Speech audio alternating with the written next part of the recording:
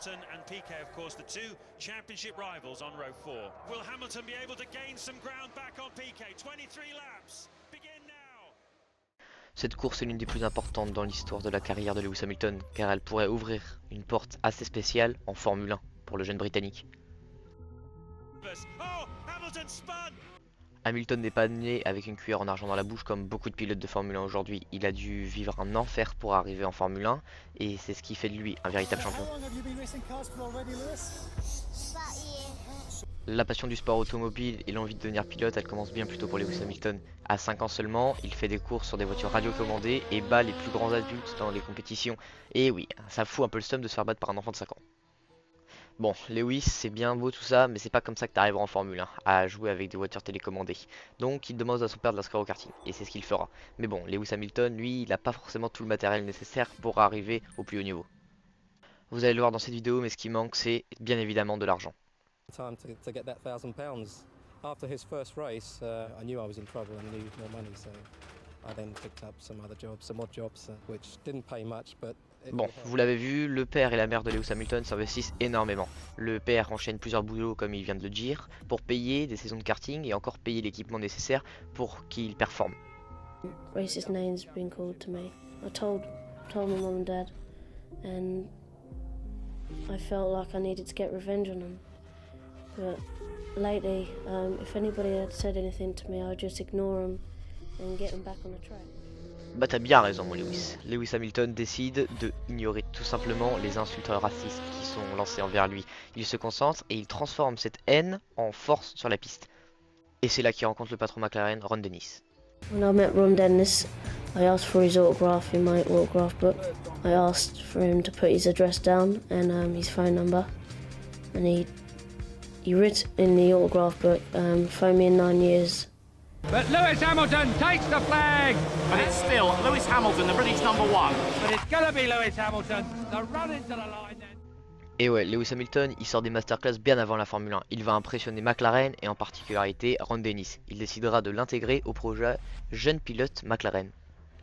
Le soutien de l'équipe McLaren en Formule 1 et en particularité de Ron Dennis, le patron, c'est un grand soulagement pour Lewis Hamilton et sa famille, car maintenant ils peuvent enfin envisager une carrière dans le sport automobile pour leur fils.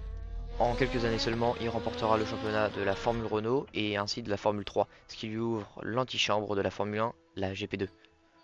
En 2006 en GP2, malheureusement, Lewis Hamilton ne remportera pas le titre de champion du monde, il sera sacré vice-champion du monde derrière Piquet, mais Ron Dennis en conclut donc qu'il est prêt à monter dans une Formule 1 et dès la saison 2007, il sera introduit chez McLaren avec un coéquipier assez particulier car ce coéquipier est Fernando Alonso, double champion du monde de Formule 1 en 2005 et 2006, les tensions commencent déjà dans le paddock.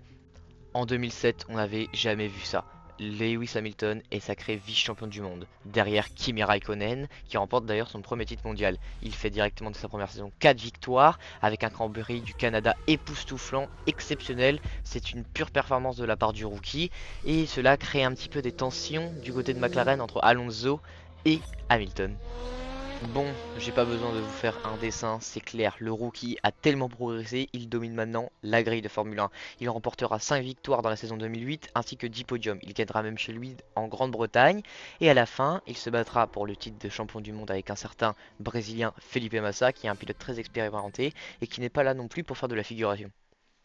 Lewis Hamilton sera sacré champion du monde de Formule 1 2008 au Grand Prix du Brésil à Interlagos à Sao Paulo.